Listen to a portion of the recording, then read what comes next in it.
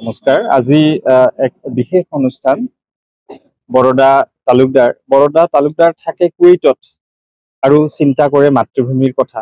সেই কুৱেইটত থাকিয়ে তেওঁ মানে মানুহৰ মনৰ কথা, শিপাৰ কথা, অকল কথা লিখাই নহয়, সেইবোৰৰ যিবিলাক মানে সমস্যা দাঙি ধৰে তাৰ সমাধানো তেওঁ দি আহিছে বা দিয়াৰ প্ৰয়াস কৰিছে। আপোনালোকে ফেচবুকত মানে পালে গমেই পাব তেওঁৰ কলমৰ জোৰ কিমান, চিন্তাৰ চোখ কিমান।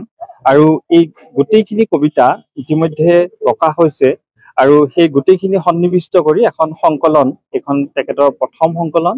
আৰু নামটোৱেই যেন তাৰ ভিতৰৰ কথাখিনি কয়, সোঁতৰ বিপৰীতে সমাজত যিবিলাক চলি আছে সেইবিলাক কথা মানে পোনছাতেই তেওঁ কৈ গৈছে।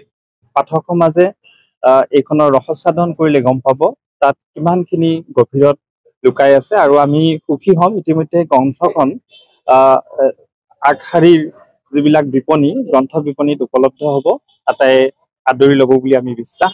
আৰু এই চেগতে আমি আমাৰ জোনাক আলোচনীৰ মই মুখ্য সম্পাদক পুলকেশ ৰায়বৰুৱাই তেওঁক মানে অভিনন্দন জ্ঞাপন কৰিছো। আমাৰ জোনাক আলোচনীৰ এগৰাকী তেওঁ নিয়মীয়া লেখক।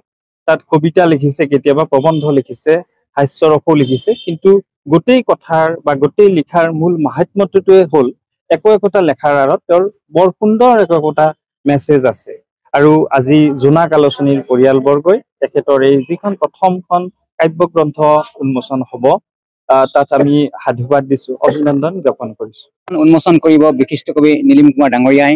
বিশিষ্ট অতিথি হিচাপে উপস্থিত আছে ময়ূৰ বৰা, ডক্টৰ অখিল ৰঞ্জন দত্ত, ডক্টৰ সুশান্ত কুমাৰ কাশ্যপ। মোৰ অনুভৱটো চাওক, মই বহু বছৰ ধৰি বিদেশত আছো, কিন্তু বিদেশত থাকিলেও মোৰ মনটো, মোৰ দেহটো সদায় মোৰ মাতৃভূমিৰ লগত থাকে। সেইকাৰণে সাম্প্ৰতিক সময়ত যিবোৰ ঘটনা ঘটি আছে, সেই ঘটনাবোৰ চালি জাৰি চাই সেইবোৰ এটা বাস্তৱ ছবি মই দাঙি ধৰিবলৈ চেষ্টা কৰোঁ, কবিতাৰ আকাৰে হওক বা প্ৰবন্ধৰ ৰূপতে হওক। মই এই যিবোৰ কবিতা ইয়াত সংকলন কৰা হৈছে, সেই গোটেইবোৰ কবিতা মই সামাজিক মাধ্যমত লিখা বা জোনাক আলোচনীখনত আগতে প্ৰকাশো পাইছে। গতিকে সেই গোটেইবোৰ লগ লগাই মই কিতাপখন প্ৰকাশ কৰিছো। ইয়াত সম্পূৰ্ণ এটা ব্যতিক্ৰমী চিন্তাৰ কবিতা। মানুহে যিবোৰ কথা চিন্তা নকৰে, মই সেইবোৰ কথা চিন্তা কৰোঁ। সেই সমাজৰ ঘটনাবোৰ মই ইয়াত দেখুৱাবলৈ চেষ্টা কৰিছো, লিপিবদ্ধ কৰিছো।